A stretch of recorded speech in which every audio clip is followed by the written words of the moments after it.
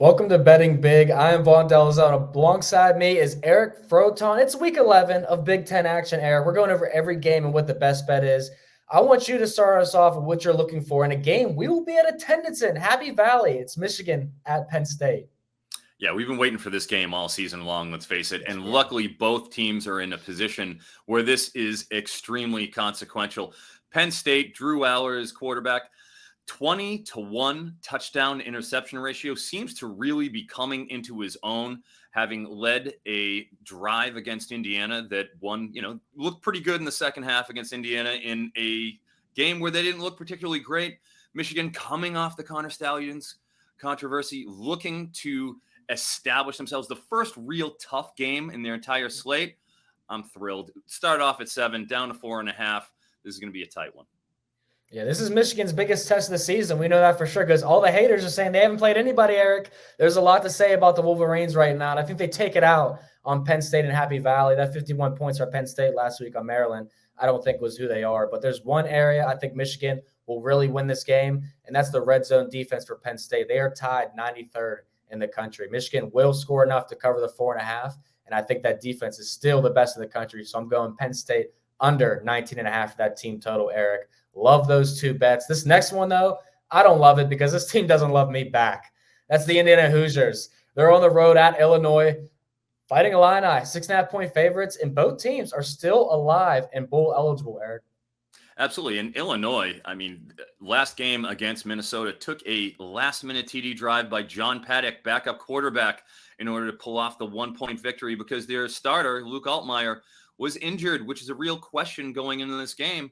On the other side, Indiana has just a brutal schedule to start, playing all the big heavyweights of the Big Ten in the front part of their schedule, coming down the stretch. Played extremely well last week, beat Wisconsin, had a 70% win expectancy against Penn State the week prior, with Illinois 2-7 against the spread and having a penchant for playing close games. I'm taking the 6.5 points, and I'm taking the Hoosiers. Yeah, I'm not even going to talk you off it because I'm with you. I'm taking the Hoosiers, and I think on our Saturday show, I may be sprinkling the money line here because they are live, and they can make a bowl game. 3-6, Illinois, Michigan State, and Purdue down the stretch. Those are 3 very winnable games. After them beating Wisconsin, they proved that they're not going away just yet. And like you said, playing arguably their best football this season and with their best stretch coming up. We got to buy into the Hoosiers, Eric. So let's ride. And for another game I'm not so sure about is Northwestern at Wisconsin. Now, the Badgers are laying 10.5 points. Totals at 42.5.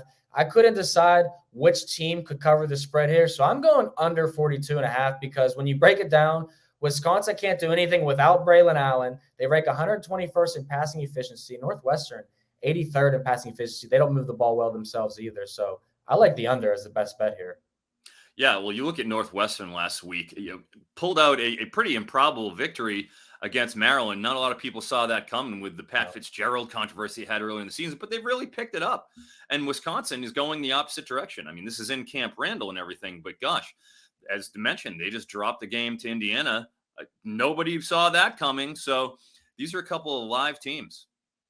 Yeah, talk about coming off the wrong direction. Let's talk about the Maryland Terrapins. How about they've lost 4 straight games versus Ohio State, Illinois, Northwestern, and Penn State. But they got Michigan and Rutgers on deck. Nebraska here in this spot as a road game. This is a big game for Maryland. And I'm going to take the money line. I know this is fishy, Eric, that they're only 2.5-point favorites when they're clearly have been the better team all season up until maybe the last week or two. But there's one thing I will not do with my money, and that's trust Nebraska. So give me the Terps. Yeah, well, Nebraska, before dropping their 20-17 decision against Michigan State last week, they had actually been on a pretty good run. 3 straight victories, Purdue, Northwestern, Illinois, all of them with a 96% plus win expectancy. And on the side, Maryland started out 5-0, has now dropped 4 straight, including 2 winnable games against Illinois and Northwestern, as discussed. 94% of the money is on Maryland. I'm bucking that trend. Wow. Give me plus 120 on the money line. Nebraska at home. I want them.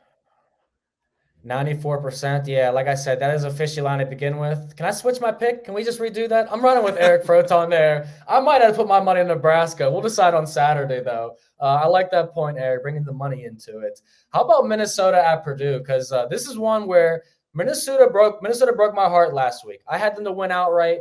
They let up a last-second touchdown to blow that game. Now they have to go on the road here. They have beat Purdue 4 of the last 5 games. I think I'm going to go with the under. Ryan Walters did upset me, scoring a last-second touchdown against Michigan last week to break my team total under for the Wolverines. But I think that defense is going to come into its own here, be very physical. And I can say the same thing for Minnesota every single game. So I think the under is the best bet. Yeah, neither of these two teams are particularly imposing offensively. And Minnesota has a penchant for playing close games. 2-point win over Iowa 2 weeks ago. A 1-pointer, as discussed last week. I don't have any problem with that underplay. Yeah, I hope you don't have any problem with an under in an Iowa football game because you know that's where we're going. Every time they are on the field, we are going under. They're taking on Rutgers. The total's 29.5. It's a 1-point spread in this game. And the last 3 times they've met, the losing team has scored 10 or fewer points. And the last time Rutgers went to Iowa, they scored 0 points. I think that's still in the cards here. So I'm going under 29.5 between 2 of the worst offenses in the Big Ten. Yeah, gosh, Iowa, just an absolute under machine. 3-6 to the to the over this year. On the other side, Rutgers, I mean, they scored 16 points against Ohio State's second-ranked defense, allowing 11 points per game. They looked pretty good, all things considered, last week. They are 5-2-2 against the spread, allowing just 5.5 yards per pass and 4.6 yards per play. I'm going to go off the grid a little bit. I like Rutgers in this. I think they end up beating Iowa. I think they're a better team. And Greg Schiano is coaching a pretty good season. I'm on the Scarlet Knights. I mean, I'm not going to talk you off it, but Iowa City is a hard place to play, no matter who your quarterback is. And Iowa's proved that over and over this season. So we'll see what happens there. Yeah. Yes, they have. And the last Big Ten game is Michigan State at Ohio State. The Buckeyes are 31.5-point favorites. Never seen a spread so big in this series before. But Michigan State is a team that just has not looked good. They finally broke a 6-game losing streak, Eric. I'd have to say fade the team total for Michigan State here and go under 7.5. I could literally see Ohio State holding them scoreless in this game. Yeah, I don't blame you for that at all. This actually started out at 27.5. It's ticked up 4 points at 31.5. That's a big line for the Big Ten, where we know defense reigns. And with Michigan State, their lone Big Ten win came against Nebraska in a game where the Huskers turned the ball over 3 times last week. I mean, they needed a lot of things to happen there. I'm in line with what you're doing with the team total. I'm taking the overall game total at 47.5. I think you're probably looking at a 35 to 7-ish type score, which is going to put this under.